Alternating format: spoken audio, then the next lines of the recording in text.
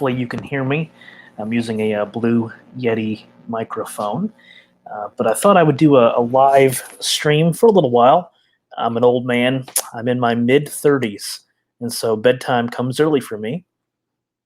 But either way, I wanted to talk about the Bible. I'm going to try to have possibly some guests here shortly, but we'll see, if that pans out. Let me also try to share this on Twitter really quick. And please bear with me as I try to figure all this out. This is pretty new to me. Let's see here.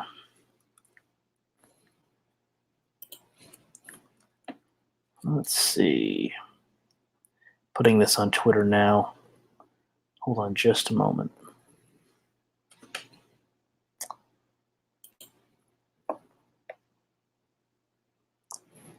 There we go. Okay.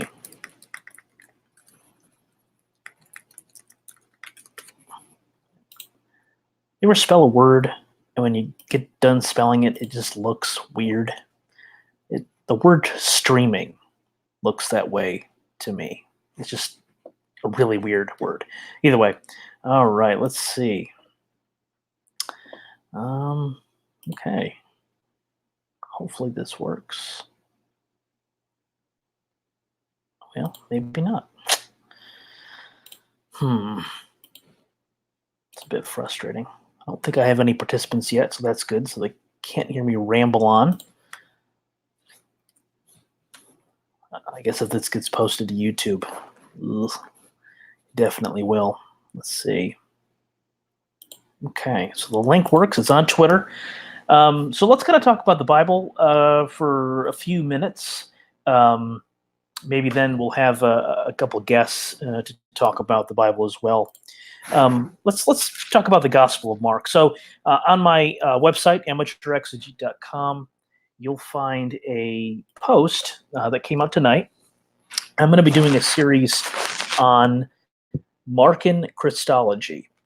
And what that is basically the way that Mark presents Jesus to his audience, both in its first century context as well as in our modern context.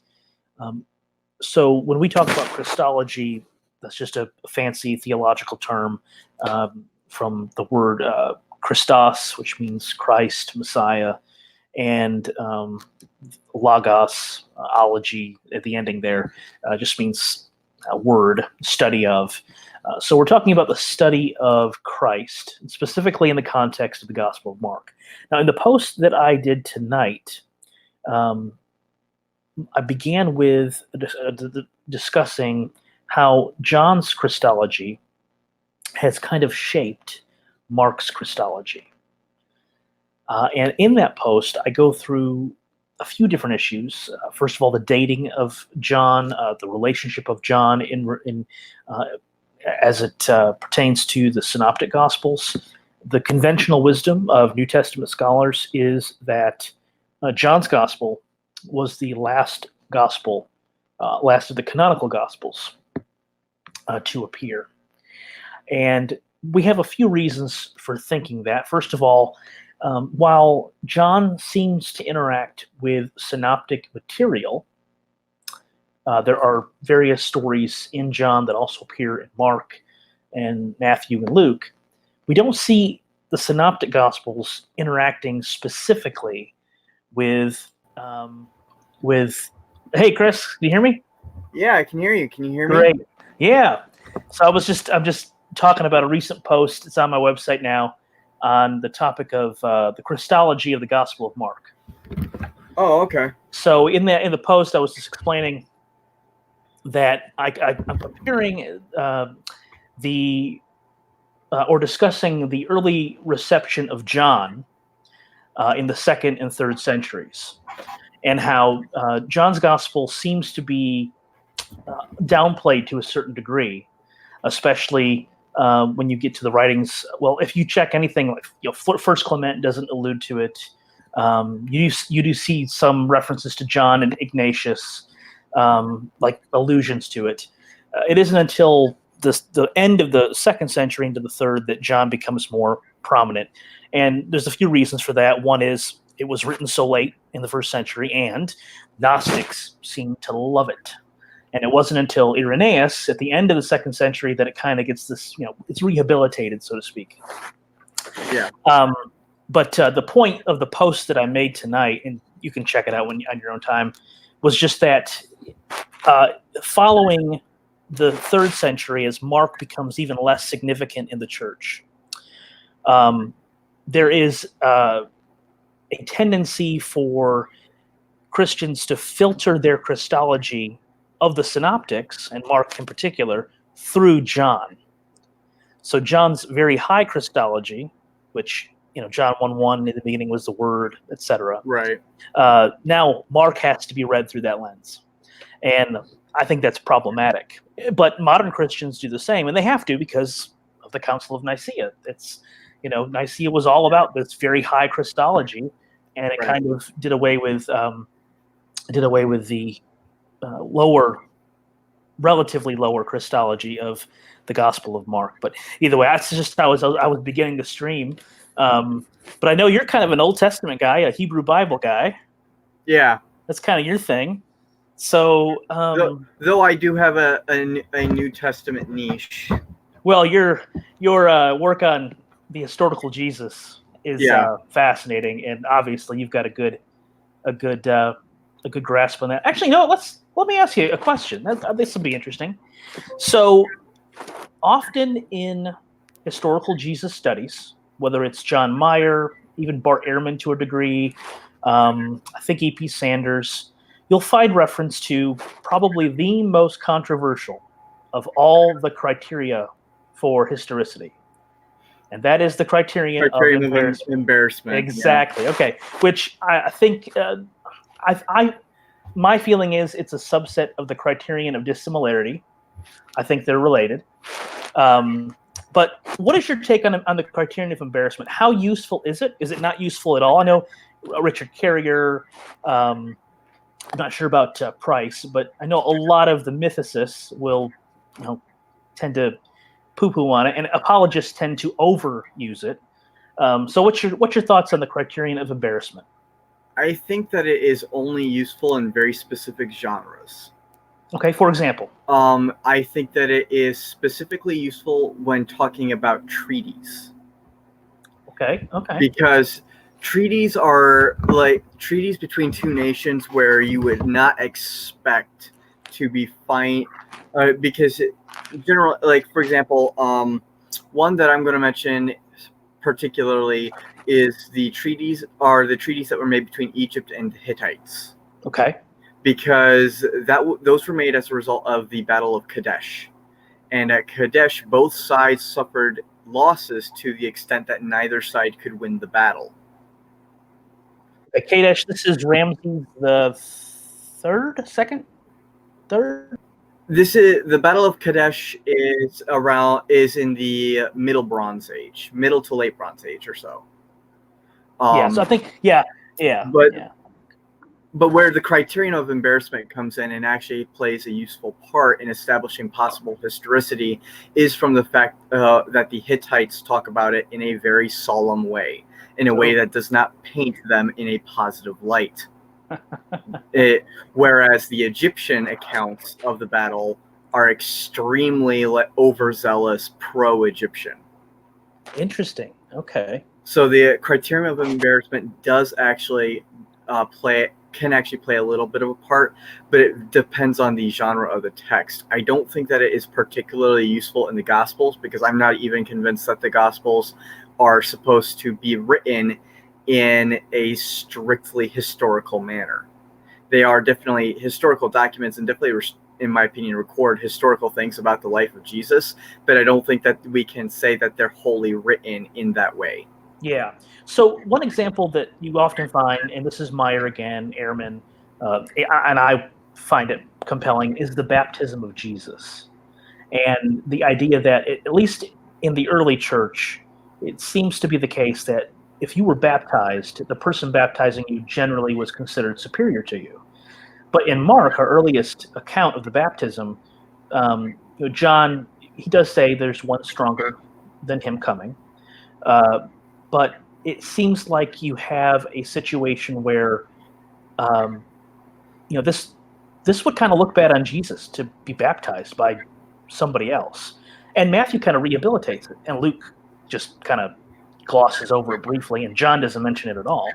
But it's kind of telling the way later authors deal with the passage, deal with the baptism. And so some scholars say, well, this is an example of the criterion of embarrassment at work. They wouldn't have put this in there if it had not been true. Now, what do you think about that kind of argument? I actually disagree with it there, and the reason I disagree with it is because of the popularity of John the Baptist. Okay. Because I think that he was such such a popular and immensely important figure in early Jewish apocalypticism and I do think that he was strongly associated with Jesus, and I do think he was probably baptized Jesus, but I don't think the criterion of embarrassment is what gets us there. I think it's primarily based off of the popularity of John, and that's why I think that they probably included it. I don't think that they had a major problem, at least Mark, I don't think had a major problem with John baptizing Jesus. Yeah, I don't think so either, yeah. I don't think that the criterion of embarrassment would apply to that in that case specifically, especially because of how intimate his Jesus and John are in Mark, because of what ends up happening later with John. With his death. Yeah, I think that was just a must-have inclusion, and he did not particularly care how it was going to look. I think that was probably a later church issue. Okay, yeah, I see what you're saying. Okay. So I think that where the criterion of embarrassment would actually have more strength is in the other synoptics and then in the Gospel of John. Regarding that narrative. Right. Yeah. With their choice to include that, despite the fact that they clearly had problems with it and were altering things about it. Yeah. Matthew especially, he really doesn't care for it at all, because he adds dialogue and aspects to it, changes the way Jesus is baptized, even the perspective at least. Yeah. So interesting. Okay. All right. Well, let's switch gears just for a second. Let's go to the Old Testament. Let's go to the Hebrew Bible. I know you've been doing some videos previously on Exodus. Yep. Right? Are you guys still doing that? I thought I saw. Brian is. So I'm by and large leaving the atheist community. Okay. I've gotten very fed up with the atmosphere of it, and there's actually something that came out that I came out recently. Actually, I've entered into polytheism. Really? Yeah. Okay. Interesting. So that's another reason for it. So I came out on Nakasuchi's channel not too long ago. I think it was 3 or 4 days ago, actually. Oh, wow. So it's actually something I've been tossing around for like the last 2 or 3 months, actually. Polytheism is actually cooler than monotheism, in my opinion. I mean, yeah, I love. The other day I was watching, the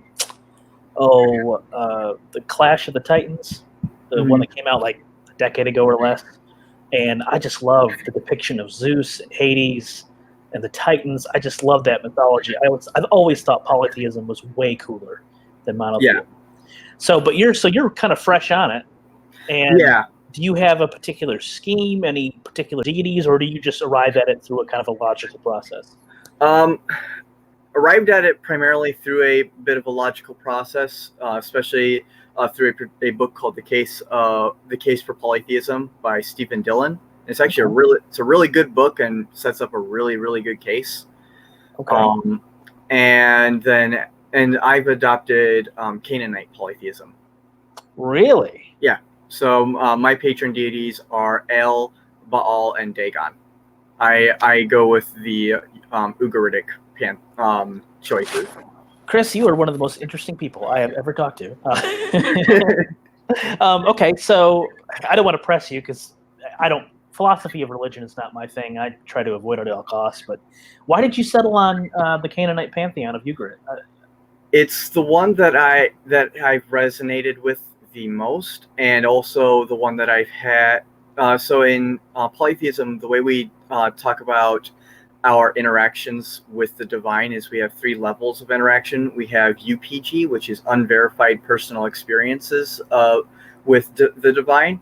Then we have SPG, and SPG is a supplemented personal experience, or and basically what that is when one or two or two or more people basically have a very similar experience with the same deity, and so they're able to somewhat verify it with each other. And then there is VPG, which is a verified personal experience, and that is one that has had a long historical standing for interaction.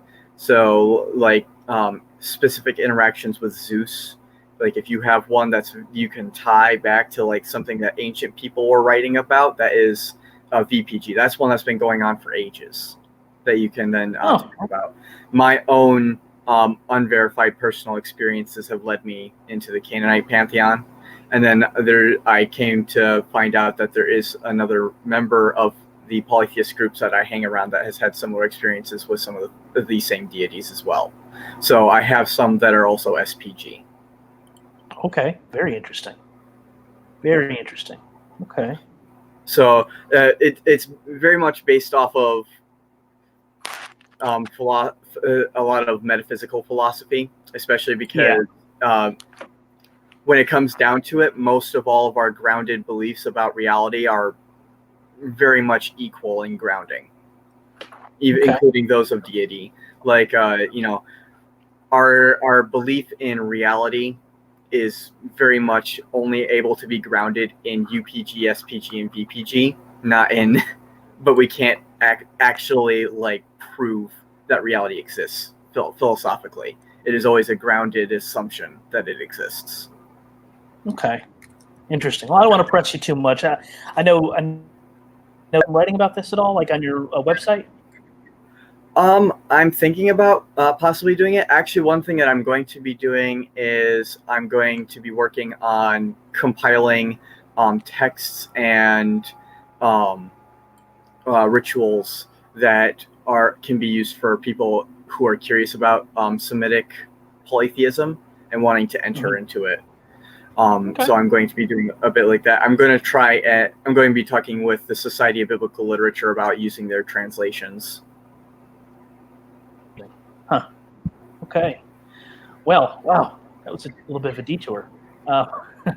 Yeah. So you were getting old. Yeah. Well. Yeah. You want to get an Old Testament. Yeah, Old Testament. So, man, let's try to get this train back on the rails here. Let's talk about Exodus, okay? And let's talk about the historicity of Exodus. Now, I've seen you tweet on Twitter about this, and of course in your previous videos. Christian apologists tend to take one of two tracks with the Book of Exodus. Either it's all true, every detail, or it's true in a metaphysical sense, like the idea of the story is true. It's a story about freedom and things like that. What is your? Oh, did I lose you? I'm here. There you go. Okay, so let's kind of start with the beginning of Exodus and the presence of Israel in Egypt. Now, the scholarly consensus is this didn't happen. Israel at 6 million people, like the Book of Numbers purports, it just didn't happen. But are you familiar with Richard Elliott Friedman's argument that it was the Levites who were in Egypt and they are the ones who exited? Yeah, I am familiar with his argument, and I'm not entirely opposed to it, especially linguistically, because several of the Levite names are Egyptian in origin. I'm not entirely opposed to that conception. But at the same time, I'm also not entirely convinced of it either, because because Egypt also did have a strong presence in the Levant. So how much we can say is it comes from people who were we know for a fact that Egypt stationed troops and married troops to Canaanite people throughout the area. So most certainly Egyptian names are going to be popping up as a result of that. So how much we can actually say might come from a Levite exodus, and how much is just from their domineering presence in the Levant, I don't think we can distinguish between. Okay, yeah, that makes sense. The other problem is also like the locale of Yahweh. I'm not sure, because I don't think that we really should be associating Exodus that strongly with something particularly historical, except for in very specific elements. Yeah.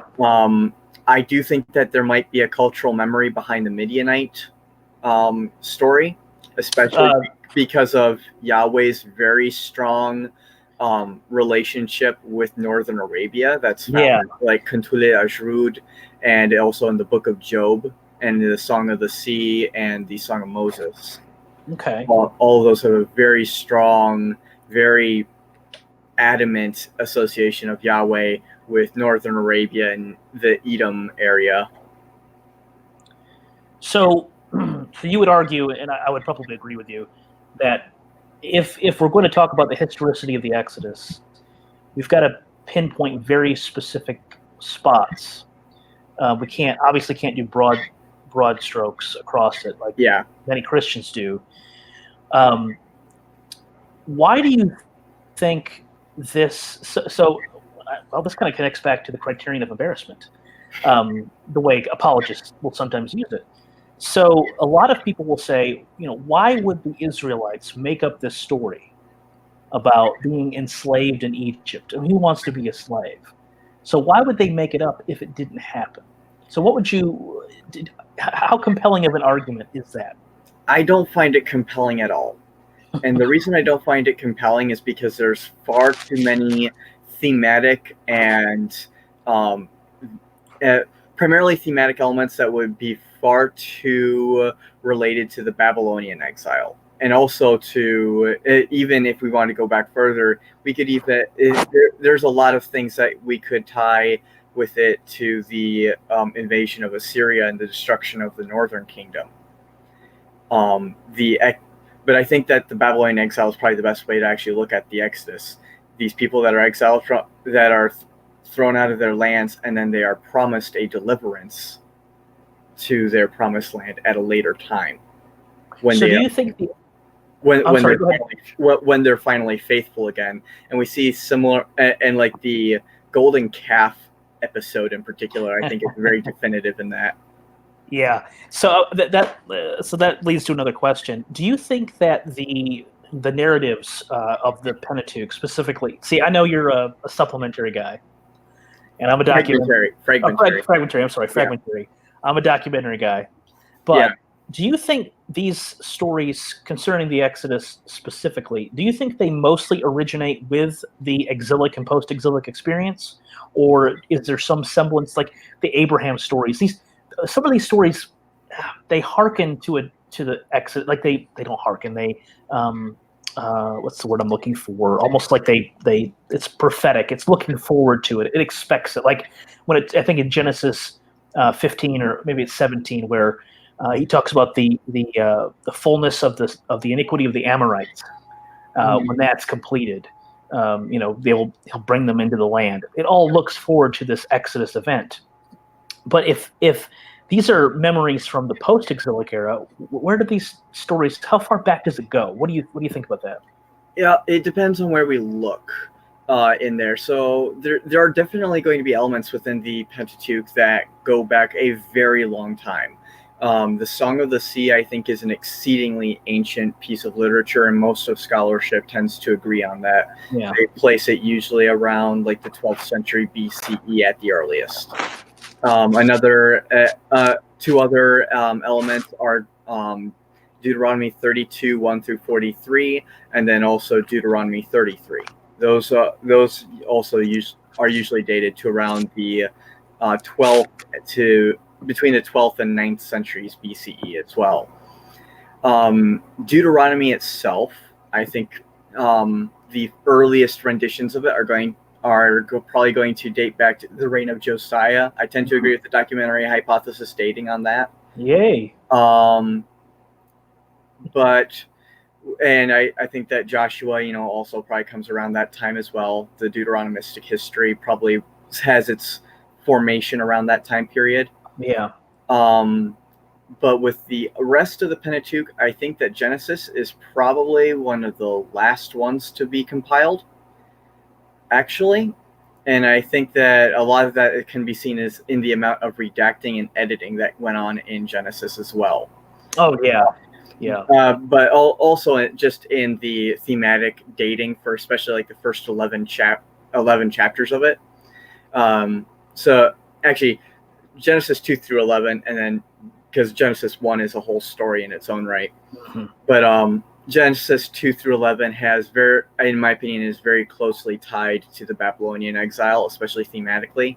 Mm-hmm. The conception of basically mankind is placed in a designated area by God. Mankind then disobeys God by infringing on the divine in some way, or some way the divine is infringed with mankind, and then as a result, mankind is then banished. But then there's a deliverance. Yeah, exile and return. Right. And return. Yeah. So the first time we have the first major instance of this is that, of course, the Garden of Eden. Mankind created in paradise. Mankind given one rule: not to eat from the tree of good and evil. Let's say, and in my opinion, it's not about learning good and evil as much as it's about accessing forbidden knowledge. Yeah. Okay. Yeah, I could see that. I could see that. And particularly because of the way that it's gone about as a method of temptation to learn this knowledge, because one of the major reasons why God brings judgment on Israel in the Deuteronomic mystic history and later on is because they have gone to worship other gods. They've been tempted to worship other deities. So it's a kind of forbidden knowledge, something that they're not supposed to know, something that they're not supposed to bring into their worship. Yeah, fidelity to Yahweh. Right. Yeah, so that's definitely. So through that infringement of the divine, then they are banished. But then there is a form of promised deliverance that's given to them. Yeah. They're given the ability to interact with God still, and are still given a basic inner ability to have some kind of life with him. Then Cain and Abel is another instance of this, though there's no actual deliverance given to Cain in the end. It ends with banishment. Yeah, that motif. Then but the next major one is the flood narrative. The mankind, it lives on the earth God has created for them.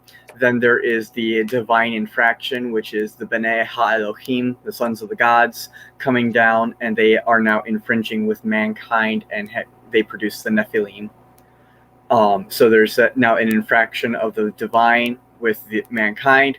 As a result, this unholy infraction leads God to then destroy the world, and then but there is a deliverance of the few select faithful groups. Yeah, exactly. Yeah, what comes out of the flood. Right. Then after that, the major one is the Tower of Babel. The ziggurat. Yeah. Well, yeah, and one thing I want to also just briefly harp on is Aaron Ra and his whole Tower of Babel is Edamananki. It's not. No one thinks it's Edamananki. Are you saying Aaron Ra is wrong about something? Is that? Yes. He won't hear it. I actually, I actually ticked him off enough that he rage quit out of the great debate community on Facebook. Oh, not surprising. Not surprising at all. Oh man. So yeah, I think that Genesis very much is built after the Babylonian exile. There are a few places in there that I think are older traditions or are still having an old memory, especially with all of the El deities being worshipped in it. Yeah. The Melchizedek episode, scholars have long noted, is not original to the Book of Genesis and was an addition at some point. It's a hiccup. I think it tends to go back to an older tradition, especially considering most scholars had previously dismissed that El Elyon was ever really a thing. They would either, for example, Rene Devaux held that we could almost actively dismiss this El Elyon as attesting to an ancient deity.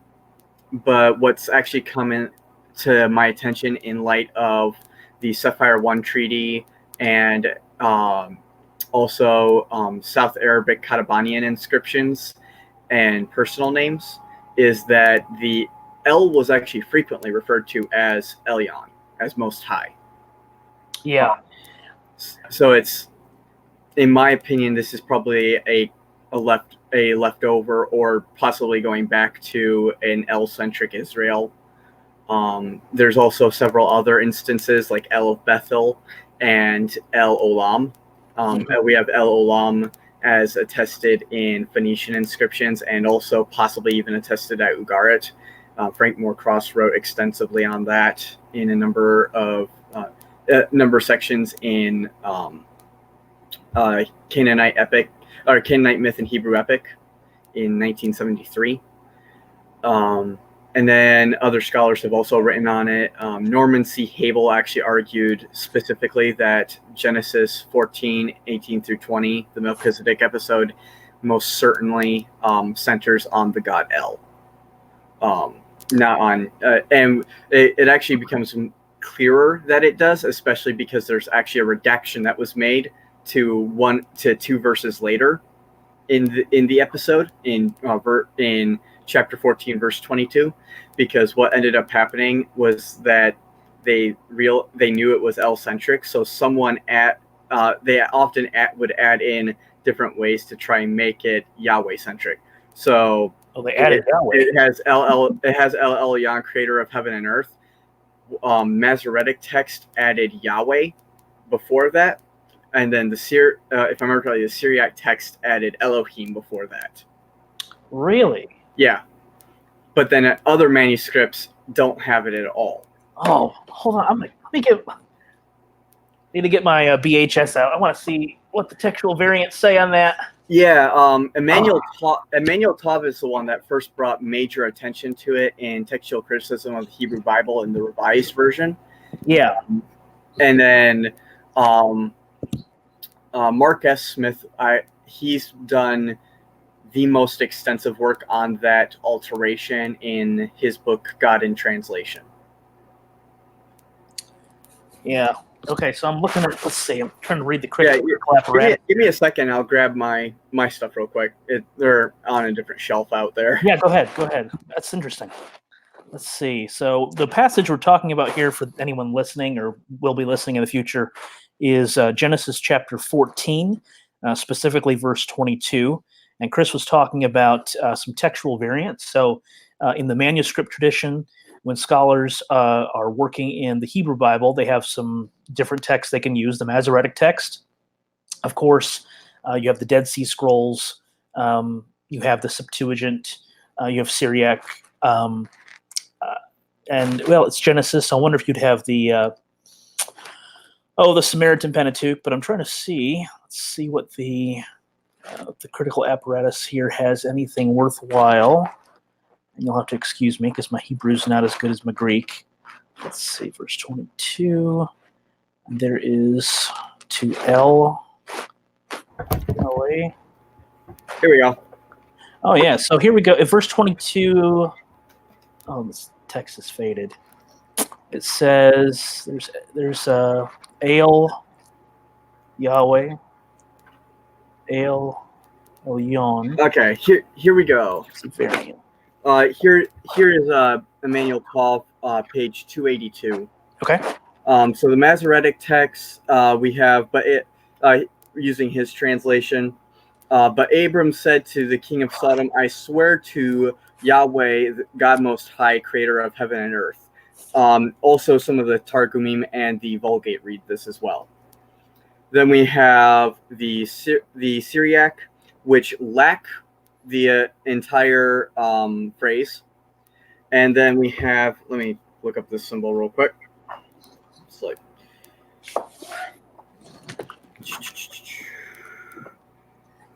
the Samaritan Pentateuch. The Samaritan Pentateuch, instead of reading Yahweh, which is what the Masoretic text reads and the Targumim read, it reads Ha Elohim. So so we have Masoretic text Yahweh El Elyon. Then in Masoretic Targumim and the Vulgate. Then in the Samaritan Pentateuch, we have Ha Elohim El Elyon. And then we have the Syriac, which simply lacks all of that. Yeah, and the Septuagint reads, it says, I will stretch forth my hand, proston theanton, hupsiston, which is to God the highest. Right, yeah. And usually in the Septuagint, if it's going to have, to render Yahweh, it would use, Adonai. Right. I mean, Adonai, Kurios. Adonai is Hebrew, but it would use Kurios, but that's not even there. So that's fascinating. Okay. Wow. Huh. Very interesting. Right. So we're pretty sure that Genesis 14, 18 through 22 was probably originally L-centric, and then later scribes decided to theologically alter it and make it Yahweh-centric. Very interesting. A similar thing also happened actually in Deuteronomy 32, 8 through 9, where they changed it reads, when the Most High separated the nations, when he fixed the boundaries of the peoples according to the sons of Israel. For Yahweh's portion was his people, Jacob his allotted heritage. Where it read sons of Israel, we've now found, because of the Dead Sea Scrolls and also two manuscripts of the Septuagint, that it actually originally likely read sons of El or sons of Elim, both of which are common El-centric phrases. And so it's a pretty popular example. Yeah. So it was probably originally a passage talking about how Yahweh was actually subordinate to El and receiving an allotment from El, and then later scribes altered it to sons of Israel, and most Septuagint manuscripts have altered it to read angels of God. Yeah, I think that's the Septuagint's take, is the angels of God, or maybe even the sons of God. I could look. Which in the Septuagint is the angels of God is most common, and then sons of God is the next most common. And so that was either the sons of God translation for the Septuagint was either gained by three possibilities, which is B'nai El, B'nai Elohim, or B'nai Elim. Okay, yeah. And that's part of the paper that you wrote that was on your website, dealt with that specific text. So anybody who's watching this or will watch this needs to definitely check that out. It gets very technical, and it was hard for even me to well, I'm not a Hebrew Bible guy, and but it was an absolutely fascinating read. It was well done. Like the Sapphire 1 treaty, I had never even crossed my mind, never even heard of it. And then when you introduced it, it was just, I was amazed. A lot of research went into that. So yeah, I'm actually still young guy too, man. I'm still working on it. Actually, what's on my website is an earlier draft of it currently, but actually, you haven't updated yet. Yeah, I've updated quite a lot of it. but So not on the website. well, the website's version is like the third draft. I'm on like the 11th Okay. at this point. Oh, wow.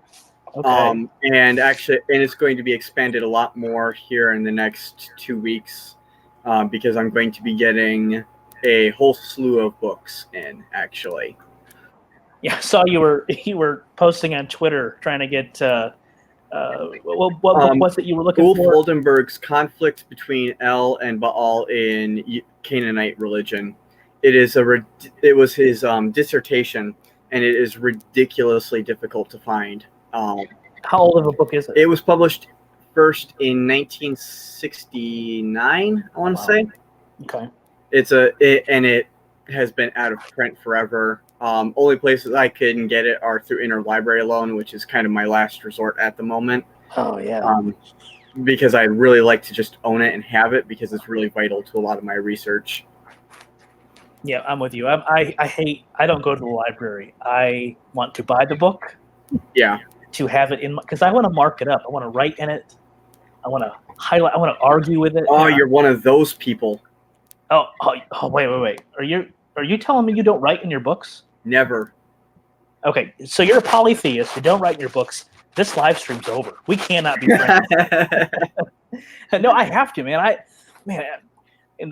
Growing up, I used to write in my Bibles. I just, people, why are you doing that? That's the Word of God. Well, yeah, but I want to figure out what this means. Yeah, yeah. A book that you and I probably both know, unfortunately, too well. Oh no! Oh yes, yeah. I'm a sticky note king. I wish I was, but I have a list of people, because so many times people leave their names in books, and sometimes when I'm lucky they leave addresses. So I develop hit lists of people that every time I buy a used book, and I'm like, okay, so this is a person that's going to die later. Because now I have to erase all of your really distracting notes. Yeah, the only time I like that is when I'm when I'm doing college classes and someone does all the work in the book for me. Oh yeah, that works out to your advantage, assuming the work is done correctly. Yeah, you gotta be very careful. And even then, if you got to go back and check it, it really wasn't worth them writing in the first place. So, yeah. So behind you, is that the Loeb Classical? Do I see a few of those volumes? Oops. Uh-oh. Yep. Yep, that's what I thought. Okay, yeah. Whole little slew of them. I highly recommend them to people wanting to just get into basic Greek stuff, because they're really affordable, and honestly, they're not bad translations either. No, yeah. So I have a few in PDF format. Ehrman's contributions with the Apostolic Fathers. Yeah. I have the old Josephus, a couple of those from Thackeray, I think his name is. Yep. But that's an old translation. That's from like the turn of the century. It's really old. Yeah, the vast majority of them are from the early 1900s. I wonder if they're going to plan on doing an update to some of them, because some of them have been updated. Ovid's Metamorphoses were updated in the 1980s, for example. Okay. I've got a number of them that have been, and I think one or two have actually been replaced by just completely newer variants.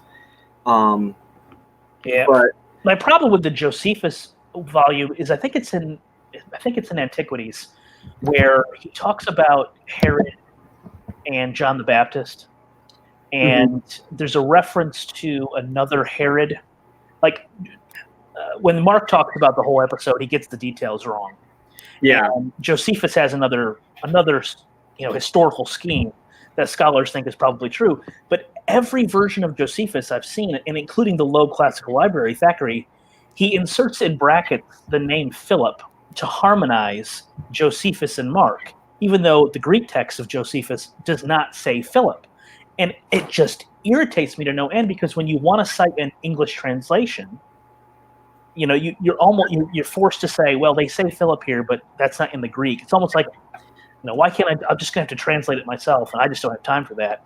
But those Yeah. those little things where you can tell it's kind of either a Christian bias or some kind of, they want to harmonize accounts, and I'm just like, no, just give me the Greek text as it is. Don't harmonize the accounts. It just frustrates me to no end. Yeah, that's one that frustrates me.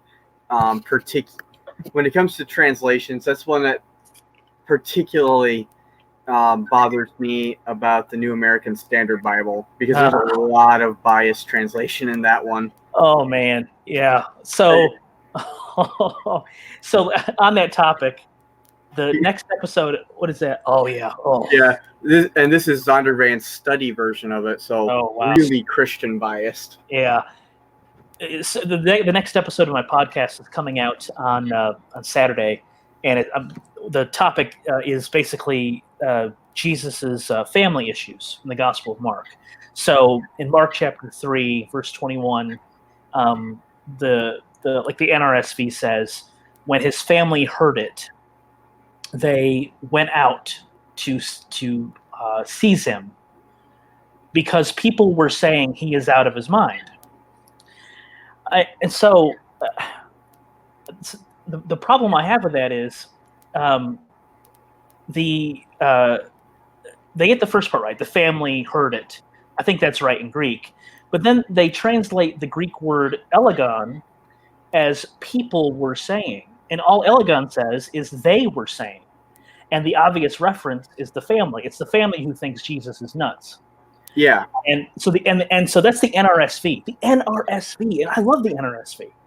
The ones that get it right, the translations that get that verse right are the NIV and the ESV. Yeah. I'm like, are you joking? The two evangelical translations get it right, and the NRSV can't. And the NASB does. I think it says, and his own people, not his family, his own people, which is a plausible reading of the Greek, but I don't think it's the right reading. But I was like, the NRSV is such a great translation, but they just dropped the ball. Dropped the ball there. Oh. Yeah. So I actually, I tend to be a little unpopular on this, but I actually don't mind the NIV that much. Part of it is biased because I happen to know two of the people that were involved in the translation. And then also because I have I particularly use the NIV Cultural Backgrounds Study Bible. Oh yeah, yeah. Which is, it is very conservative leaning, but there's a lot of really good stuff in there. And I know actually one of the scholars that did the commentary on it. Okay. He did it. His commentary on the Book of Esther, Dr. Anthony Tomasino. Oh yeah, okay, yeah. He is more well known for his commentary on the Book of Esther in Lexham Press with the Evangelical Exegetical Commentary series. Huh. That's interesting. I didn't know you. Okay. Huh. But yeah, despite the fact that it has a lot of, in my opinion, very biased readings. In my opinion, almost every Bible has a very biased reading, especially of the L-centric passages. Yeah. I mean, all of them do.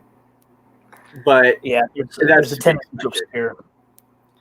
Yeah. Well, let's talk about English translations. That's an interesting topic. So you prefer the NIV? I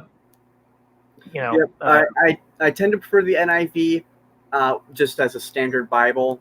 Wherever I can, I go with commentaries with translations. Though, like my absolute favorite translation of the Book of Job is from Marvin H. Pope in the Anchor Bible. Yeah. Yep. One of the absolute best and high.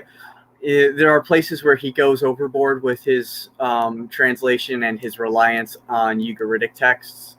And I think he really downplays the Aramaic influences on the text as well. But it is in my opinion, probably one of the single best translations out there. Yeah, I have a few volumes of the Anchor, but it's just New Testament that I have. Well, no, I have William Propst's Exodus, the first volume, which is a fantastic translation. And I had a couple in PDF format of Leviticus, which is really interesting. Speaking of Job, later this month there's a new translation coming out. I did not know there was a new translation of Job coming out. I knew that there was a commentary and translation coming out from Michael Brown, but I thought that was that's in November, if I remember correctly. Michael Brown, is that the Messianic Jewish guy? Yeah. Oh gosh, no, not Michael Brown. No, Michael Brown. Let me pull up. See, I've got. I'm doing the Biblical Studies Carnival for August, and I put that on the list to include. I'm trying to pull it up real quick because it looks pretty promising. Let's see. It is slower than molasses. Come on now. Wow, this is so slow. Usually my Mac isn't this slow. Oh, Mac, you. Gross. Yeah, I got a MacBook. Hey, don't hate. Don't hate.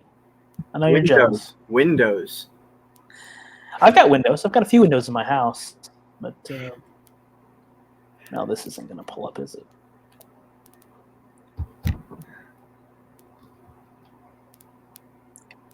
Well, I talk a big game, but it's not going to show up. Either way, it's coming out at the end of this month. I think it's from Harvard University Press, and it's by a noted scholar of the Hebrew Bible. Huh. I will definitely have to take a look at that. And I think it comes with commentary. It's translation and a commentary. So Job is one of my favorite books of the Hebrew Bible.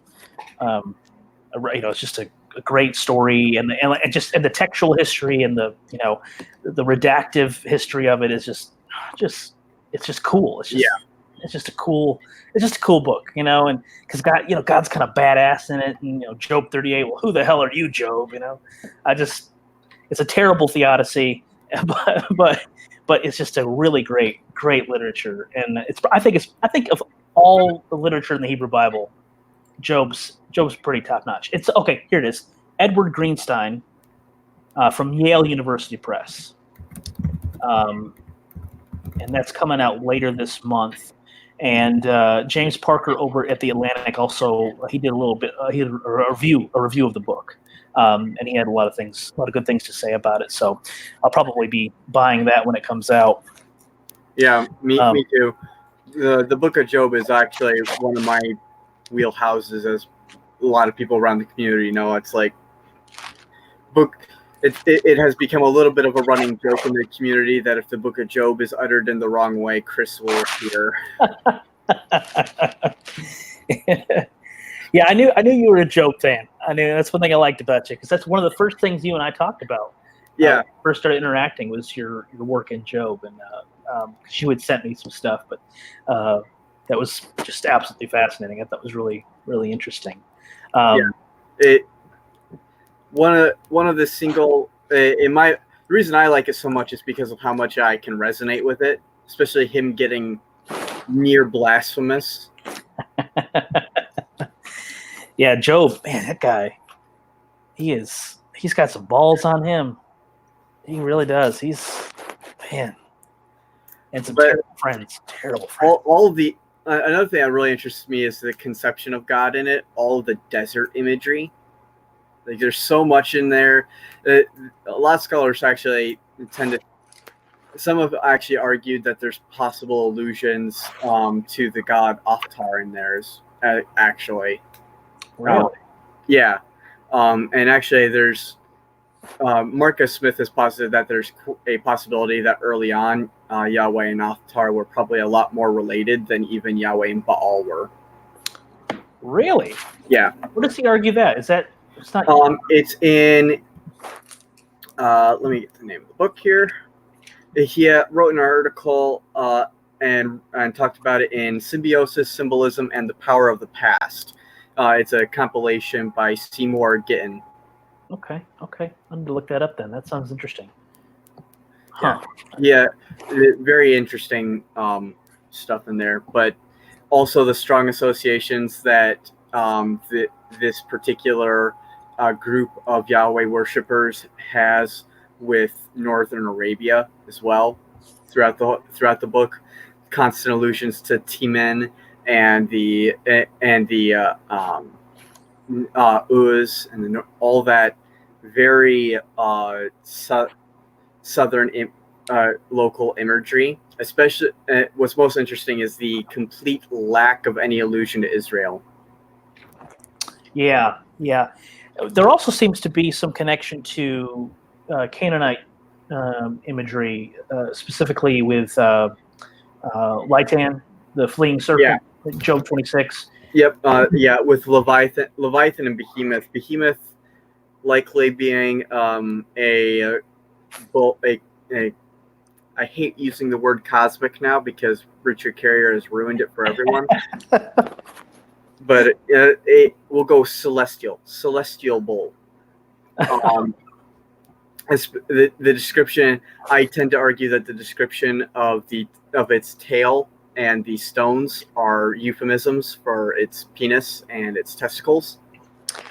Chris, you know it's a dinosaur. Just give up. Oh my god! Ken Ham says it's a dinosaur, and that's good enough for me. I agree. I think the tail is definitely a euphemism. And Leviathan, we've long noted the linguistic connection to Latan from the Ugaritic texts. Yeah, right? Very long history and tradition of that. What do you make of Rahab and the connection between Leviathan and Rahab? Oh, I think that there's a definite possible connection there, especially because we have these cosmic serpents very strongly associated in various Hebrew literature with primordial seas or similar. Yeah. And very much in the description of gods who create or establish order by slaying and dividing cosmic serpents. Same thing happens with Rahab. Yeah, and specifically, I think it's in Isaiah where there's an association between Rahab and Egypt, where the imagery of the creation chaos is used again with the Exodus event, with the Exodus memory. There's a book that came out. I read it this past year. Let me get the title real quick because it's about the sea myth. Let me see. It's on my Goodreads list. I downloaded it and read it a couple months ago. And let's see. But either way, the book is about, the sea myth imagery and how the Hebrew Bible uses it throughout. Not just in Isaiah, not just in. I don't know if he talks about Job, but definitely like in Genesis, there's hints of it. History and Memory in the Hebrew Bible, and it's by Paul Cho. Okay, yeah, I know that one. Yeah, and I read that, and I really, really enjoyed it. It got kind of long-winded when he was going into the definitions of myth, but his analysis of the biblical text was just, there's stuff in there that I just had never realized before. And even the New Testament authors rely on this myth, especially John the Revelator. He's dependent upon the sea myth for his cosmic celestial dragon, which in his view is Satan. But that myth is everywhere. That sea myth is just all over the place. Yeah. It's interesting though that actually at Ugarit it's not used as an explicit cosmogony. Whereas in Isaiah and other places, it seems to be very closely tied with creation.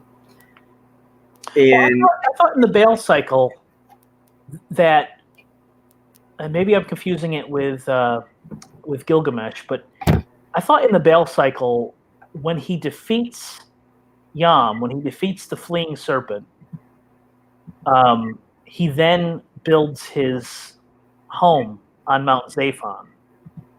And yes. is that I may be remembering it wrong, so correct me, please. But No, yeah, you are correct. However, the problem is actually trying to argue if this is actually a myth about cosmogony.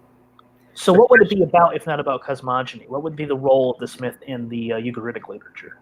It would actually they a lot of it they tend to actually argue has to do with the cult of kingship, especially because that of how much power El holds in the Baal cycle, like how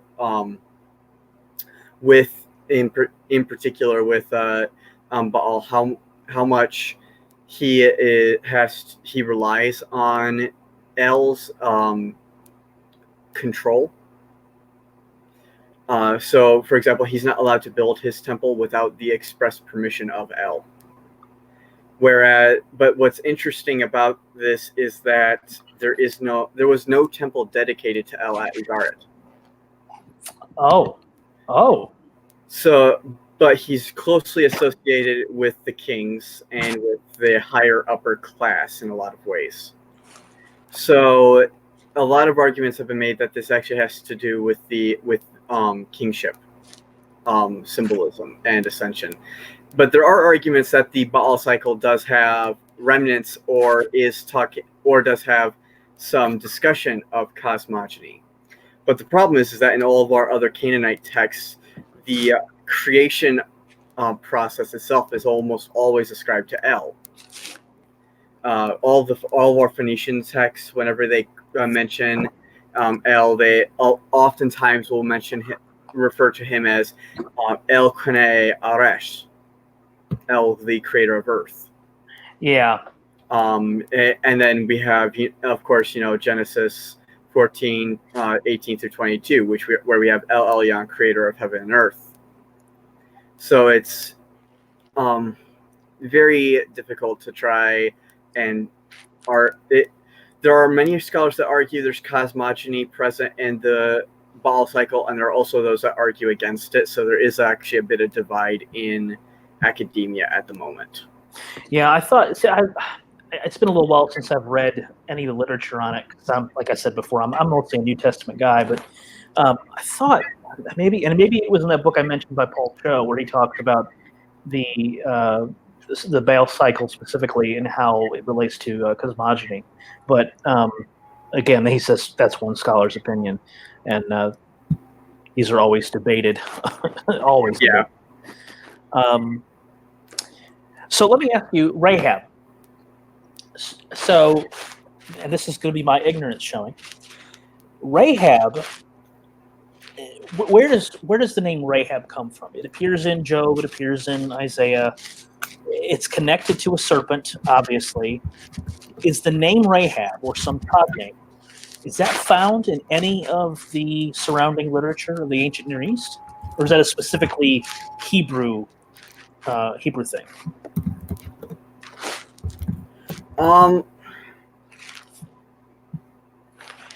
I'm not entirely sure how present it is in other ancient Near Eastern literature, if it is. Its origins tend to be debated. Usually they argue that it stems from the Hebrew to indicate like rage or fierceness. Okay. Outside of that, I'm unsure of how much it's generally used. Generally, actually, the two that are found with the strongest parallels are the Tananim and Leviathan, of course. Yeah, the Tananim being a reference to sea monsters. Yeah. Yeah. So with Rahab, it's a bit more difficult. We have, of course, him the name of Rahab used as a quasi name for Egypt in the book of Isaiah in chapter 30. Yeah. And then we also have him mentioned twice in the book of Job. And in the book of Job, he very clearly appears to be, at least in the one instance where I'd argue that it should be translated literally as Rahab, as a name of a creature. It says, he divideth the sea with his power, and by his understanding he smiteth through the. They generally is translated as the proud or the prideful. Yeah. The King James does that. Yeah. Yeah. I prefer the translation of Rahab. Yeah. Keeping it not in that state. Yeah, I think that's definitely probably relating back to the smiting of a ancient sea serpent. Yeah, there's on Twitter earlier, I was interacting with some Christians about their claim that Job 26, verse 5 or 7 talks about he stretches the earth over the, or he hangs the earth upon nothing in the King James. And they wanted to argue it was a scientific discovery way before they realized what gravity was. But I had written a post a while back based on what Ray Comfort, good old Ray, had written about that. And there's an excellent article that came out a few years ago showing that that section in Job is most likely a creation story told in reverse. And it begins with Yahweh stilling Yam, the sea, and taking down Rahab, and then it moves backwards. So verse 12 is the start of it, and then it ends at verse 7 where he stretches out Zaphon, which the King James says the north, but Zaphon, the mountain of Baal, so the text is just so thoroughly ancient Near Eastern. It's so thoroughly imbued with Canaanite mythology, but you lose that. You lose that with some of these other translations, and it's unfortunate, I think, because it just gives you more insight into what the authors were thinking. Yeah. And but that yeah, like you said, Rahab is Job 26:12. Yeah. There's a very similar problem I see, especially with, and I don't want people to take this wrong, but especially with Michael Heiser. Oh, you're good. And his whole need. His whole need to say that Elohim aren't gods, they're divine beings or spiritual beings in the Bible. And he has the worst arguments for it, too. It is some of the worst semantics that I've really seen. Like, when I read Unseen Realms, I laughed out loud when part of his case he decided to mention the dead spirit of Samuel. Yeah. And I was sitting there and I read it, and he's like, now would they really think that the dead spirit of Samuel was on the same level as Yahweh? And I'm like, no. Doesn't mean they didn't think he was a god. There's a reason they called him a god, and there's a reason why everyone in the ancient Near East worshipped the dead as gods, because they were considered gods. Yeah, they're a name. And I'm sitting there and I'm thinking, yeah, because his case is basically boiled down to, well, if they aren't on the same level as Yahweh, then obviously they're not gods. And I'm like, no. Every culture had tiers of deities.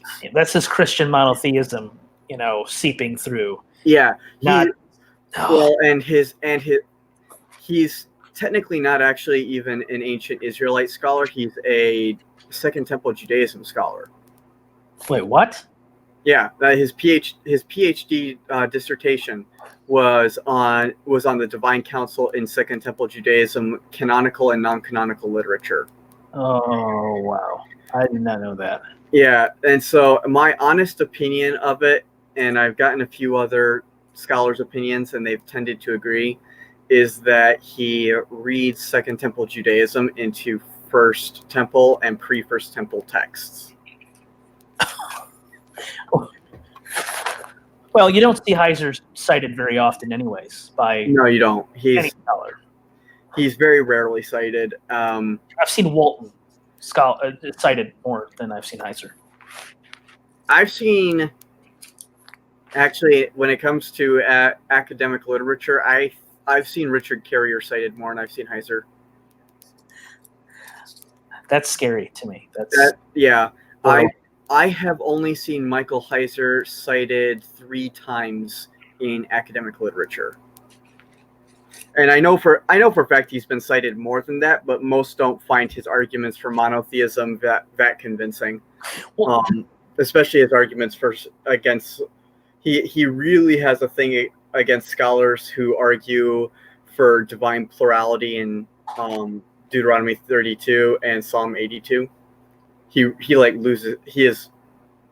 Has gone off on them in, I think, 3 different articles on those. Huh. Wow. None of which have been published in noted journals either. That's what I was going to ask. I was going to ask, has he even published recently in any academic journals? The most recent one I know of, like, he publishes in academic journals, but usually they're very evangelical biased, like Hifil or Biblia. The only ones that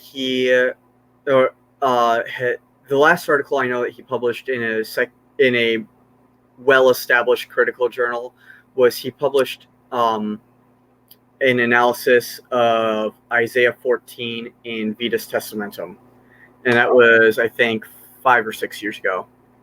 I like Vetus Testamentum. It's got some good stuff in there. I like. Oh yeah, absolutely excellent material. Yeah. Huh. But yeah, he's mostly been focusing on his books on the divine realm, and so he did Unseen Realms in, I think, 2015, and that he did Angels, I think, like 1 or 2 years ago, and next year he's coming out with his third book in that series, which is Demons. Oh boy. Oh man.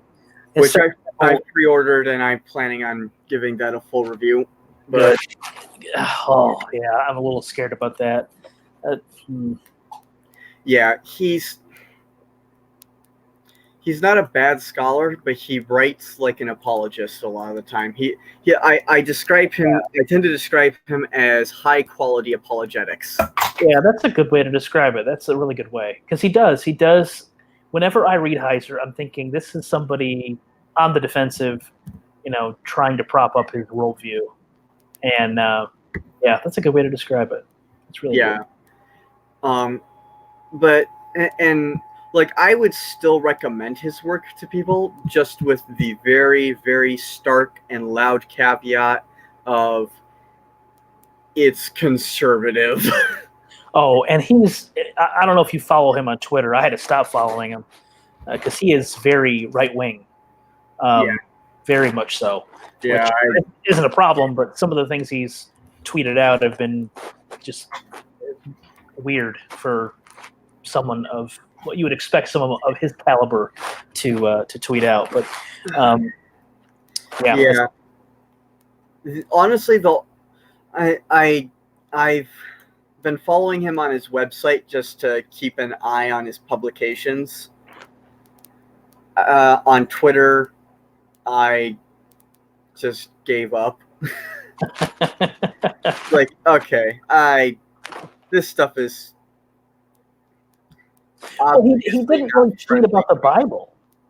What? He wouldn't really tweet about the Bible. It was all political stuff, and I was just like, no, I want you to talk about, what you've written about the biblical texts, and that.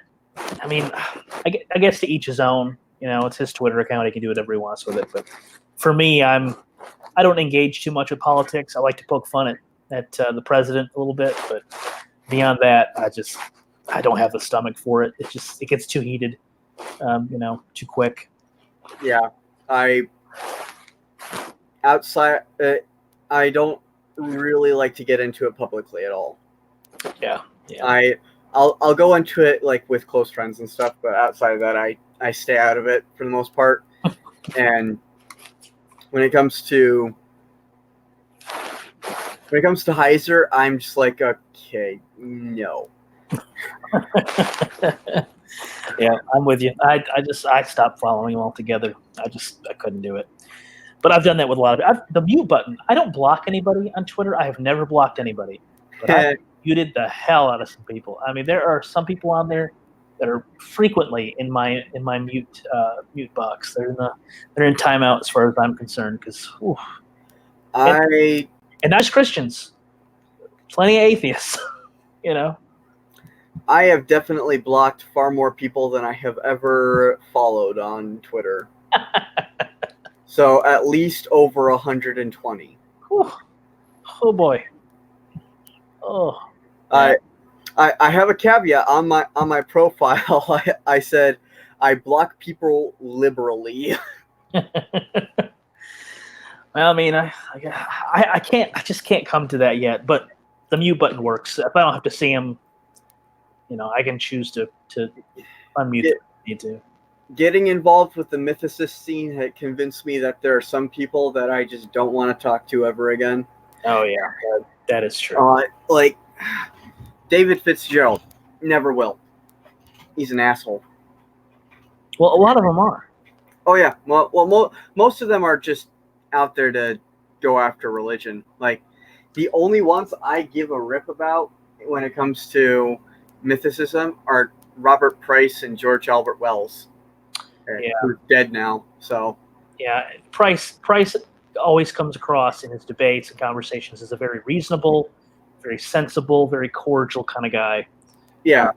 Yeah, so I like listening to him. I liked his debate with Ehrman was a bit of a wash in my opinion, but I just like Price. He's just I'd hang out with him. I'd have a beer with him, Yeah, like I've been in a hangout with him on Myth. That's right. Yeah, that was really fun.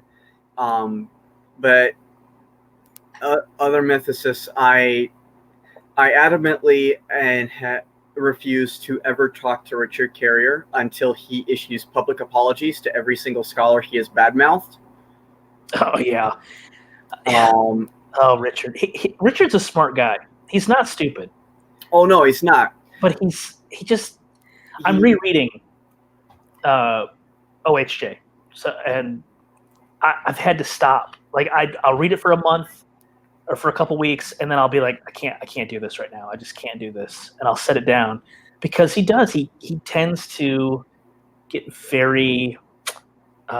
He could be very demeaning, which is very unscholarly, and that's what he's trying to do. And of course, most of his footnotes are references to Richard Carrier, which is, I actually did a calculation on the first 2 chapters of his books. 48% of his footnotes reference himself. Which scholars do that. Scholars can reference themselves. Ehrman does it. Everybody does it. But that much? They don't. They also don't tend to use their blogs as one of their sources. Yeah, that is true. That is true. As he does. Like, that's what it's frequently. Yeah. Carrier is. I've read OHJ 4 times. I'm sorry. I'm sorry too. No one is sorrier than I am that I did that. I'll give you some examples of how bad it is. So, I highly suggest you follow the footnotes. Oh yeah. Well, you told me that before. And yeah. So, for example, I'll just do one footnote because this is one that I've done extensive work on, and I've done blog posts on and stuff. So, and as you know, I'm also writing a book on. Yeah. So footnote 34 on page 169 of OHJ, he in the main text he has been taught. He's talking about dying and rising gods, and so he basically argues that Inanna, Dumuzi, Marduk, Baal, etc. are all dying and rising gods. Oh yeah. Oh God. Now here are the sources he cites. He says previous attempts to deny that these were dying and rising gods have been thoroughly refuted by Tryggve Mettinger in The Riddle of Resurrection and in The Dying and Rising Gods, the Peregrinations of a Mytheme. I have both of those texts, and I've read both of them several times. While both of them argue for dying and rising gods, first of all, Riddle of Resurrection actually argues that Marduk is not a dying and rising god. It gets worse. Also, both of them explicitly say that the dying and rising gods probably can't be related to Jesus either, which Carrier does not note. No, yeah, he doesn't. He says, for Inanna specifically, and likely Tammuz as well, see Carrier, not the Impossible Faith, and Piero Lepinkivi, the Neo-Assyrian myth of Ishtar's descent and resurrection, which I also have right here. While he does say that Inanna is, Ishtar dies and rises in this, kind of, he does use resurrection language. He does not say, he never actually says that it fits a dying and rising god mytheme. Then he says, for Baal specifically, see Mark S. Smith, The Ugaritic Baal Cycle, Volume 1 and Volume 2. In both of those volumes, Mark Smith argues that the entire concept of dying and rising gods is nonsense. And specifically argues that Baal is not a dying and rising god, but is more akin to Telepinu of the Hittite myths, i.e. a disappearing and reappearing god. Even though Baal goes down to the... Yeah, well, he argues that Baal's not actually dead, and part of the reasoning for that is because there's not a single ritual text associated with anything like that. It's more, it is, he argues that it actually has to do with the ascension of kingship after a previous king has died. Okay, that's an interesting take. All right. So after, but yeah, he adamantly rejects the category of dying and rising gods, and Carrier obviously never read those texts because he never cites page numbers. He also never cites page numbers for Lepinkivi's work either. Yeah, and the book. Yeah, no. And he also never cites any of Mark S. Smith's definitive work on the subject. Mark S. Smith wrote an entire article against dying and rising gods in the Scandinavian Journal of Old Testament Studies, and published another article in it in The Origins of Biblical Monotheism. Well, and then he says, for Marduk specifically, see Tikva Primer-Kensky, The Tribulations of Marduk, the so-called Marduk Ordeal text, but only in light of further analysis and evidence in Mettinger. So Mettinger argues against Marduk being a dying and rising god, and the language he used in Riddle of Resurrection was somewhat ambiguous, but not that ambiguous. But it was enough that I emailed Dr. Mettinger. Oh no. And Mettinger said, and I'm quoting verbatim, said, in the last 20 years since I wrote The Riddle of Resurrection, when I have held von Soden's approach that Marduk is not a dying and rising god, and since then I have not changed my mind. Oh, man. And Tikva Primer-Kensky, in that very article, literally states that just because Marduk has death language used does not mean that Marduk was ever a dying and rising god, because the text is not a mythological text. It's a political text. Yeah, I think. Did you write a post about that? I did on my website. There's a post on my Wix site that people can check out. Yeah, because I remember writing about that specifically and how those texts were political propaganda, political pieces. Yeah, and I thought, wow, that's an interesting twist on that, because Carrier's using it for evidence with his argument, but really it's going in an entirely different direction. That's fascinating. Yeah. Well, and another similar problem happens on page 100 in the only footnote in there, where he does Zalmoxis. And I hate people that can't do any ounce of hard research, which Carrier obviously never did on Zalmoxis, because he bases it purely on Herodotus and Plato. And that this is what he says: the Thracian deity Zalmoxis was also anciently believed to have died and risen from the dead, procuring salvation for all who share in his cult, including a ritual eating and drinking, as attested by Herodotus in the 5th century BCE, which also suggests an early mystery cult. And so for his secondary sources, he says, and for discussion and sources, see Carrier, Not the Impossible Faith, and Mircea Eliade, Zalmoxis, the Vanishing God, Comparative Studies in the Religions and Folklore of Dacia and Eastern Europe. I have those. I knew you were going to say that. This is Mircea Eliade's work. It's one of the only ones written in English on Zalmoxis, and he argues the exact opposite, which we probably could have gleaned from the fact that Carrier does not cite page numbers again. Yeah, he cites books. Yes. He cites books.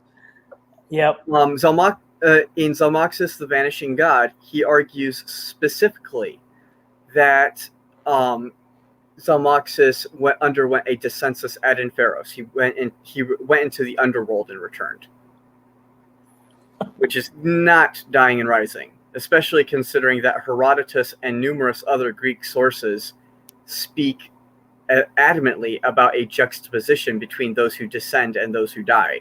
Odysseus in the underworld, for example, or Orpheus in the underworld. Yeah. In Herodotus, in Book 2, he specifically notes that Rampensinitis descended into the underworld to play dice with Demeter, and specifically says alive. Yeah, so he's not dying and rising. He's descending and ascending. That's fast. Okay, that's really interesting. Right. Very interesting. So, Carrier's argument is all bunk. I actually, basically, about a quarter of that shelf from here to the end is all sources and documentation on Zalmoxis, including a monograph from Carrier's alma mater, which he does not seem to ever be aware of or cite, by Kurt Treptow. It is From Zalmoxis to Jan Palach. Wow. Is this before Carrier's time in the PhD program or after? I believe it was before his time in the PhD program, but I just find it funny that his alma mater has an entire... It's funny because this work actually argues that the one source that Carrier cites primarily, Herodotus, is actually worthless for determining anything about the Zalmoxis cult. Wow. Wow. Somebody needs to write this into a proper piece of literature. Yeah, because I've seen some academic reviews, not very many, of Carrier's work. There's been 3. Daniel Galata. Yeah, that's the one I read. Pedersen and Lattister. Well, Lattister, he's a mythicist, isn't he? He calls himself an agnostic, but given how much he licks Carrier's heels, he's definitely a mythicist. Yeah. So, not that it disqualifies him from giving a knowledgeable and informed review of the book, but he's also not a historian. No, yeah, he would be a scholar of religion. What's his religious studies? Yeah. So I don't know. He's and the fact that he managed to get a book peer reviewed in Brill on the historicity of Jesus is exceedingly scary. Wait, what? Yeah, it's coming out this year, next month. I have been privy to being able to review the first chapter of it, and it was terrible. By Brill? Yes. What is going on over there? Money. I am convinced that they're doing this because it's going to rack in a lot of cash for controversy. Yeah, you're probably right. Man, that's because Brill produces some great stuff. I mean, yeah. Oh, that's unfortunate. Well, I mean, they need to have their day in court, so to speak. Uh, but I am right now, when it comes to historical Jesus studies, of the opinion that we need to have another time, like in the early 1900s, when scholars and theologians just decided, okay, enough is enough when it came to mythicism, and just bashed it into the ground until it died. yeah, I think Ehrman was the tip of the spear on that, but I don't see any scholars following suit. Okay, so since the works that have been done on it, I have basically every noted work that has been published on the issue.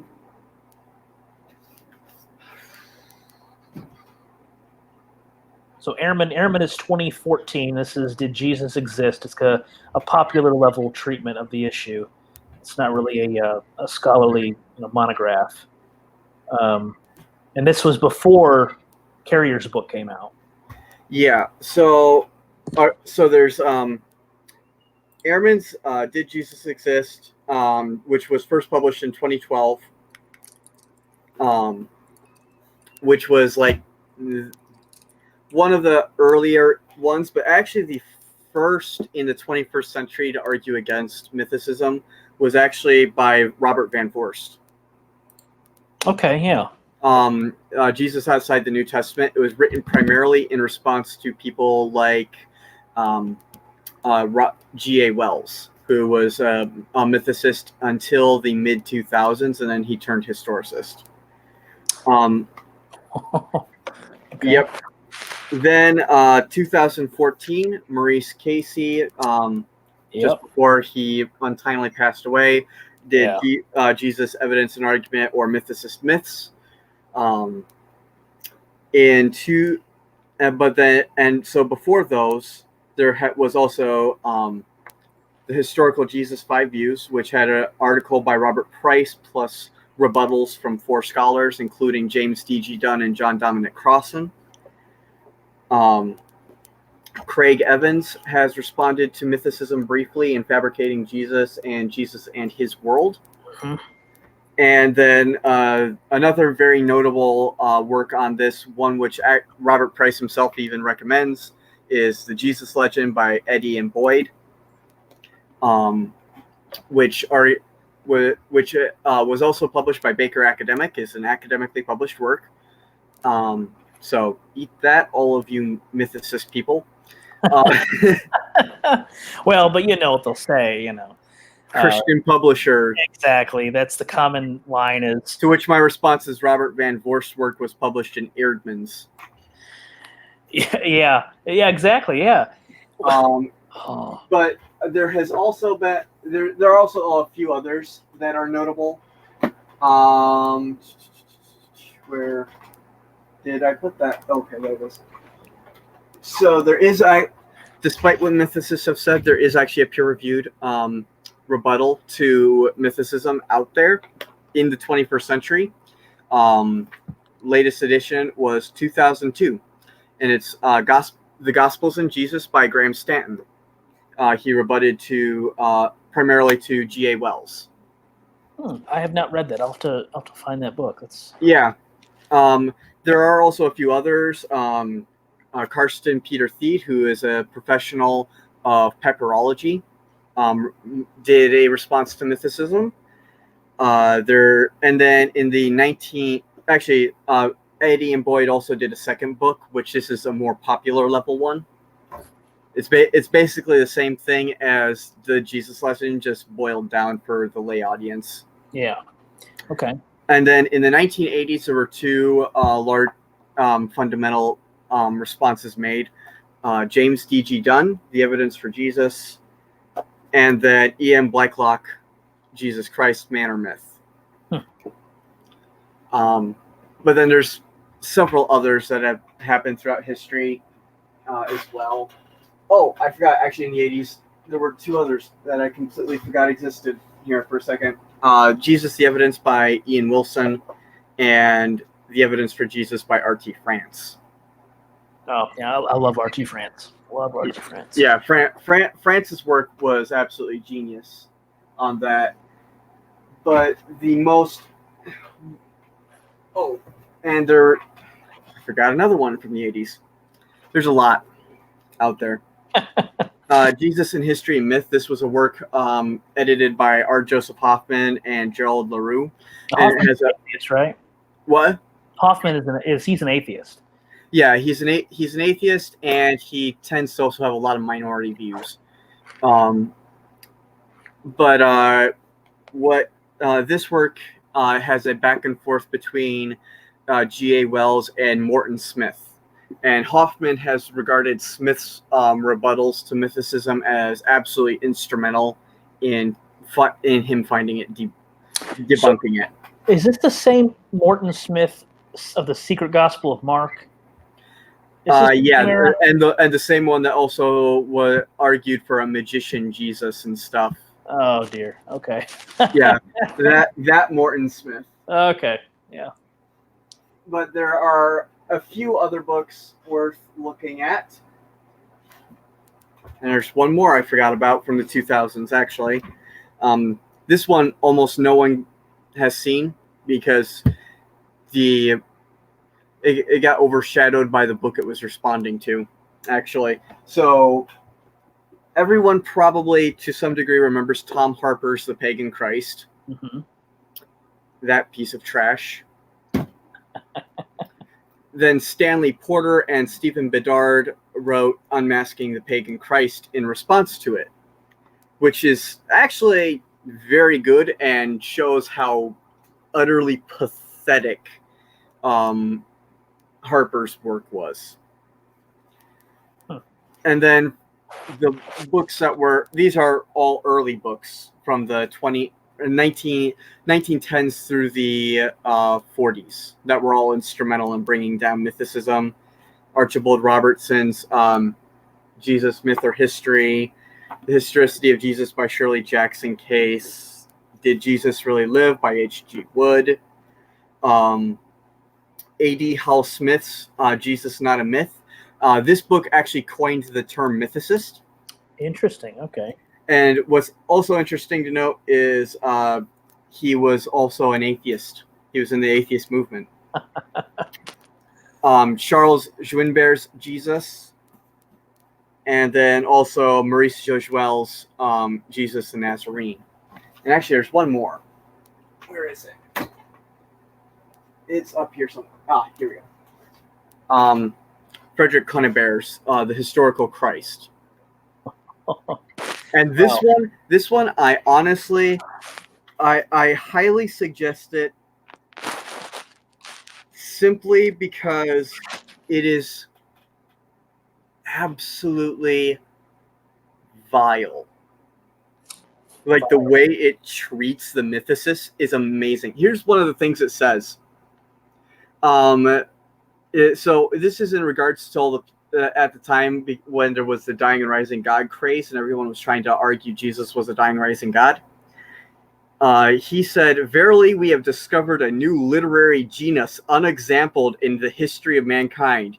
You rake together 1,000 irrelevant thrums of mythology picked up at random from every age, race, and clime. You get a Christus, a mythicist, to throw them into a sack and shake them up. You open it and out come the Gospels. In all the annals of Bacon-shaped experience, we have seen nothing like it."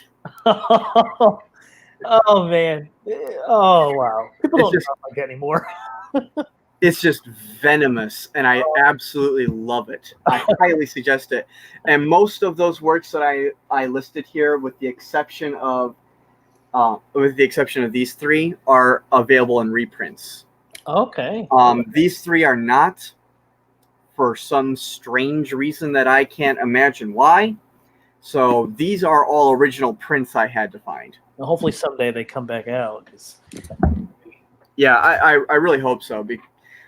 Despite the fact that I absolutely despise mythicism and I find it to be absolutely untenable, I still think that it needs preservation, just for the history of scholarship. Yes, I completely agree. Yeah. Yeah. So like I grabbed actually a few really ancient ones, mythicist books in particular. So Moses, Jesus, and Paulus, which is from Peter Jensen. This is an original from 1909. This is the original translation of Georg Brandes' book on Jesus, a Myth. Also, side note, old books smell amazing. Oh yeah. Oh, Nothing beats an old book smell. yeah. Mm. And this one I want to actually get a copy of and send to Digital Hammurabi because I think they'll get a kick out of it. Because Baal, the Christ of ancient times, Oh no. as in Marduk Baal. Yeah, yeah. Bel, not Bay. Baal. Yeah. Yeah, it's a trip, and I think that they would get so much enjoyment out of that book. Yeah. That Digital Hammurabi team, they are top notch. I really enjoy them. Yeah. Good people too. Yeah. So, what are you doing in research? I know you've been saying that you are working on a translation of the Book of Mark. Yeah. So I've still working on it. I'm going back through, starting at the beginning, and creating my own lexicon for Mark, tracing every instance of every verb, noun, preposition, things like that, so that as I build my translation and eventual commentary, I can go back and see how Mark used this terminology. Mm-hmm. So I've been doing that. I do a couple verses every day in translation. Of course, I got my podcast that I've been doing, and I'm trying to get back into the blogging thing because I was kind of burned out for a while. But I've come out with a few recent posts. One that came out at 8:00 tonight that I was talking about at the beginning of this live stream on Mark and Christology. So I hope to do quite a few posts on that. Specifically, I want to see. A lot of apologists will, turn certain texts in Mark, like the scene where Jesus heals the paralytic. Yeah. Before he does that, he says, "Your sins are forgiven."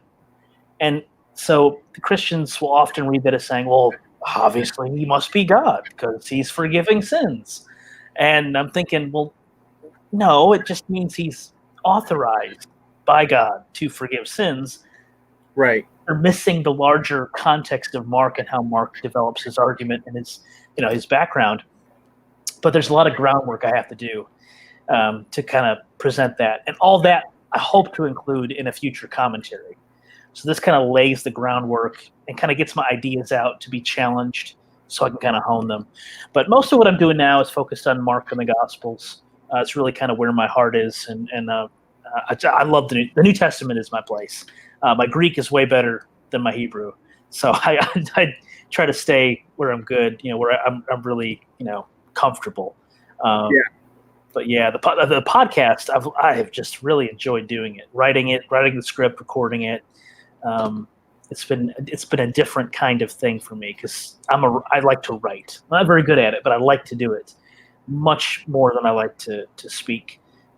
So yeah, that's my major projects right now. I'd like to do more with the invasion of the Bible snatchers. Dealing with the eisegesis of people like Ray Comfort, Answers in Genesis, Hugh Ross. I'd really like to take on more of their work, but a lot of that is so much of that is Old Testament, it's Hebrew Bible, and it's a bit out of my area. So I'm very cautious. I rely a lot on the scholarly commentaries and scholarly literature when I deal with that because it's just kind of out of my wheelhouse. But that's what I'm doing now. Let's you're switching colleges. What's going on with your academic track? Yeah. So the university that I was at up until recently has there've been a lot of bad warning signs happening Mm-hmm. in my department. So I'm an English major, and the things that have been going on have been very scary for me.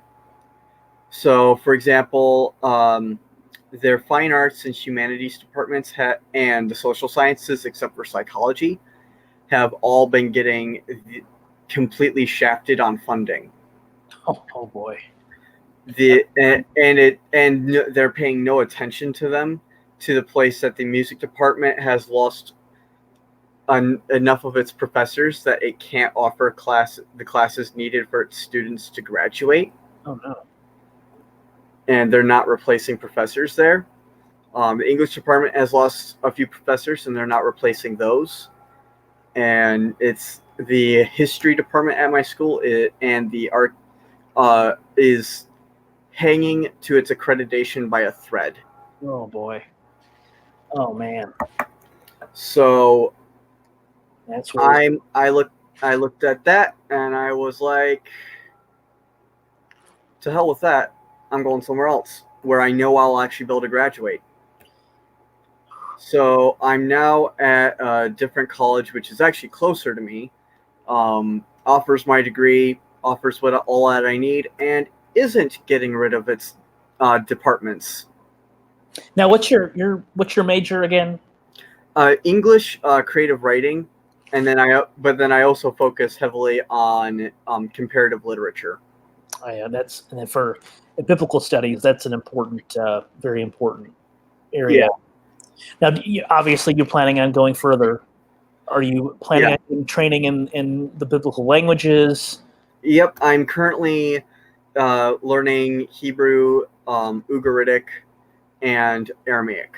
Nice. And I plan on learning Akkadian and Greek at some point. And I'd like to take up Sumerian, but it's not particularly pertinent for what I need to do. Yeah. But actually, the ones that I really want to take up, especially, are Hittite and Hurrian. Well, you've got the mind for it, that's for sure. I've told you follow biblical historical context on Twitter. Yes, I do. Yeah. So he and we talk a lot in DMs, and both he and I have talked about you, and we are just in absolute awe with your memory, your research ability, and we're kind of jealous, which is a sin for him, not for me. Because you've got great recall, and I'm looking forward to seeing where you're going with your career. It's really funny that my recall is this good on biblical scholarship, because when it comes to all other aspects of my personal life, I can't recall crap from 2 days ago. People will be like, "Yeah, we had a thing that we were planning to do a few days ago," and I'm like, "Oh, we did?" But the minute we get into a hangout, it's like, "Oh yeah, this is what this means in Ugaritic, a dead language from 2,500 years ago or whatever." Okay, no, from 3,500 years ago. Yeah. Well, yeah. Well, I think that's not good. You may need to go to a doctor. That could be a warning sign. I filled my head with so much Hebrew Bible stuff. There's just no more room in here for anything else. Well, it's useful and it's interesting, and you do some great writing. You produce some great material. Thank you very much. Honestly, a lot of my writing style, I've honestly been taking quite a bit of it from yours. That's terrible. Don't do that. From your blog posts. I love your blog posts, especially when you go after SJ, because it's so much fun to watch. I love watching you watching your blogs as you slowly get a little bit madder every blog with her. Yeah, she tests my patience. Has she unblocked you yet? Oh yeah, like a couple months ago. Oh, okay. But I decided I didn't want to follow her, and she's not very interesting anymore to me. She came out. I posted on Twitter today about something she had said about steel manning, which I thought was hilarious. That she didn't think she could steel man somebody's position. I was like, no, duh. That's all you do is misrepresent scholars. But yeah, I don't know. She's, for someone who has a PhD and writes a lot, she's a terrible writer. She's terrible. On everything to do with the Bible, I completely agree. If this was an economic situation, I'd go to her. Even then, I don't know. Some of her takes on Marxism, I'm just like, have you read any of Marx? Like, what? Oh, who are you? You're just, it's terrible. Just terrible. Yeah, I haven't interacted with her for a very long time now. Mostly I just float around her place and just watch fireworks. Oh yeah, well, she ticks off everybody, including Christians. Christians that have thought about these issues that she talks about. They're just, yeah, she's got a way. She's the Joe Biden of pop apologists. She just sticks her foot in her mouth all the time, says some really dumb things, ticks off people that, why would you want to make them mad? I don't know. Well, it's better than that one jackass that claims to be a scholar. Oh, Rob Robinson? Yeah. Yeah, he blocked me. Hasn't blocked me yet, but he's bad. He is one of the most intellectually dishonest apologists I've ever seen. Oh, yeah. Well, his argument that the Gospels must have been written early because Jesus commanded that they write them down. And then his evidence for that is like Jesus telling John the Revelator to write stuff down. I'm like, do you not realize that this is not the Gospels? Like, why do you think what? I mean, even for people who date the Gospels early, he dates them really early, like really, really early. And he has no late 30s and 40s. I think he does it before that. There's some reasonable people who, like James Crossley, dates the Gospel of Mark to the 40s, and he's not an evangelical, and he's wrong, but either way, but he doesn't. That's really early. But Rob, he just states it really, really early, and like you said, he claims to be a scholar, but he won't reveal what credentials he has. Well, if you're a scholar, why don't you let us know where you got your training? Because he might really be a scholar based on what I've read. He's not, but he's not very scholarly. But yeah, that's a similar issue I've been seeing in mythicism, especially with Earl Doherty. Earl Doherty claims to have a bachelor's degree in classics where he was trained in Greek and Latin. He's never revealed where he got that. Well, that's not a good sign. I'm of the opinion either it's from an unaccredited university or from a really, really bad Christian one, and he just doesn't want people to know. Yeah, that sounds about right. But it's, when people claim to be scholars, honestly, I just get ticked off the minute people, even if they are scholars, who decide to go outside of their wheelhouse and start writing on things that they aren't experts in. Yeah, and one of the things I try to make sure I do is to let people know that, listen, I'm not an expert. I am not an expert. Nothing is my wheelhouse. Like literally nothing. And pointing the way to the scholars that are doing the heavy lifting. That's what for me as a layperson, that's my job. But you're on your way to becoming one of the scholars I'll have to cite. I'm looking forward to that. Like I knew him when he was young, and I knew him when he wasn't anybody. But well, listen, it's getting late here. Oh yeah, here too.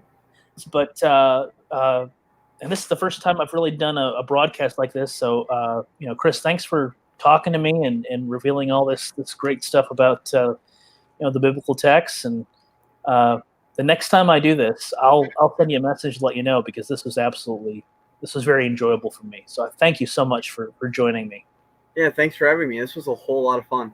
Good. All right. Well, anybody who's watching or will be watching, this is the Amateur Exegete. I'm here with Chris. And you know what? I'll in the description for this video tomorrow, I'll be sure to put Chris's website. You can kind of check out his stuff. But in any event, Chris, have a great night. Yep. All right. Bye-bye.